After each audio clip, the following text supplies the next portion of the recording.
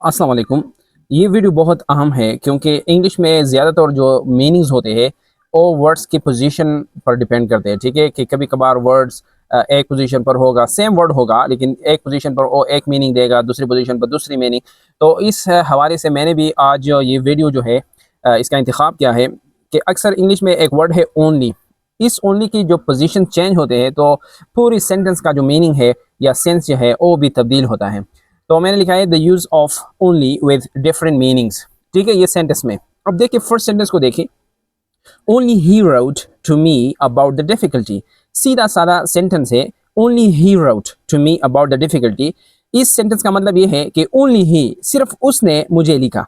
किसके बारे में? अबाउट द डिफिकल्टी, मतलब कोई मुश्किल है, उस मुश्किल के बारे में सिर्फ उसने लिखा। अब देखिए ये ओनली जो है ये स्ट्रेस देता है या आप कह सकते हैं एम्फसाइजेस द वर्ड ही। जो बाद में जो इसके बाद जो वर्ड है ही कि किसी और ने नहीं लिखा है, सिर्फ उसने लिखा है। ठीक है, तो अब ओनली जो है मैंने नीचे इसको एक्सप्लेन भी किया है ब्रैकेट्स में कि no one else did write. ठीक है, but only he road.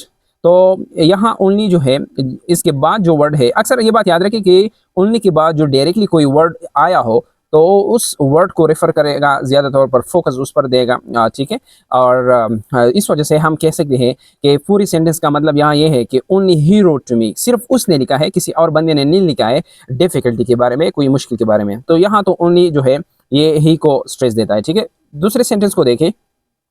He only wrote to me about the difficulty. अब देखिए ही ओनली रोट, उसने सिर्फ लिखा है टू मी, मुझे, अबाउट द डिफिकल्टी मतलब मुश्किल के बारे में। अब ओनली जो है इसके बाद जो दूसरा वर्ड जो है वर्ब जो है यानी रोट, इस पर ये फोकस देता है, emphasises the word wrote here in this sentence. तो अब इसका मतलब क्या है, यानी अब आपने मुख्तलिफ ऑप्शंस वर्ब में लेने हैं कि ही ओनली रोट, उसने तो सिर्फ मुझे लिखा है, कुछ और नहीं किया है, सिर्फ लिखा है।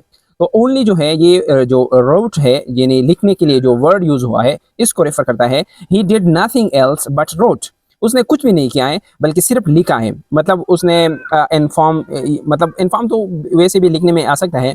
उसने कोई सोल्यूशन नहीं निकाला है मिसाल के तौर पर, किसी और को उसने नहीं बताया है मिसाल के तौर पर। ठीक है, और सिर्फ उसने क्या किया है, ही ओनली रोट। तो यहाँ जो ओनली है it stresses the coming word wrote here in this sentence. तो इस सेंटेंस में ओनली का ये मतलब हो गया। देखिए पूरा सेंटेंस बिल्कुल सेम है। A only he wrote to me, only he wrote to me, यानी ओनली यहाँ भी है वहाँ भी था, लेकिन यहाँ उसने सब्जेक्ट पर फोकस किया, यहाँ उसने वर्ब पर स्ट्रेस दिया। ठीक है, तीसरे सेंटेंस को देखें।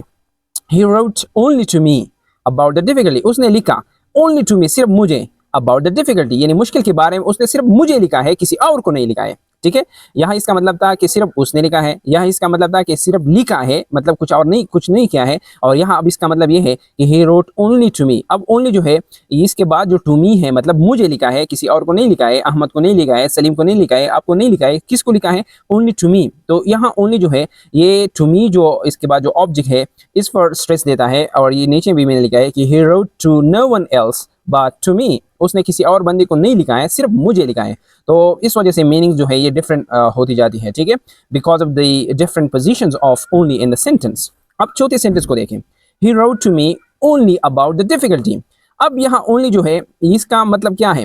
ही didn't write about anything else, उसने किसी और चीज़ के बारे में नहीं लिखा है बट डिफिकल्टी, सिर्फ डिफिकल्टी के बारे में लिखा है। मतलब और भी सारे बहुत टॉपिक्स थे लेकिन उसने सिर्फ क्या लिखा है?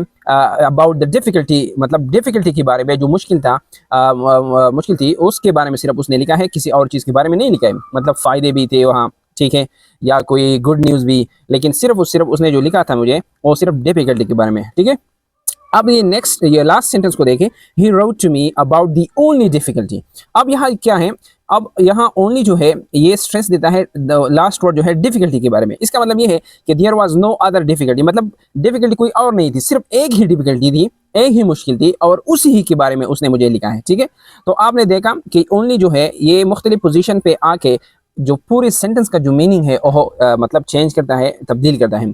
और ये सारे मतलब तकरीबन सब जुबान में इस तरह होता है कि आपने क्या करना है, मतलब राइटिंग में तो इस तरह होता है और स्पीकिंग में जो हम स्ट्रेस देते हैं, मतलब जो स्ट्रेस पैटर्न है, हम किसी वर्ड को मतलब ज़ोर से अदा करते हैं, कभी आहिस्ता बोलते हैं, तो इसका भी अपना मतलब आप कह सकते हैं कि पूरा असर है किसी भी ज़ुबान में। इसकी वजह से मीनिंग्स डिफरेंट होते हैं। इंटोनेशन जब आप पैदा करते हैं अपनी स्पीकिंग में तो एक ही मस्बत जुमला होगा लेकिन उससे आप क्वेश्चन भी बना सकते हैं। ठीक है, एंड में मैंने लिखा है कि ओनली और अलोन का मतलब क्या है। वैसे तो ओनली का लफ्ज़ी उर्दू में मतलब है सिर्फ, और अलोन का मतलब है अकेला।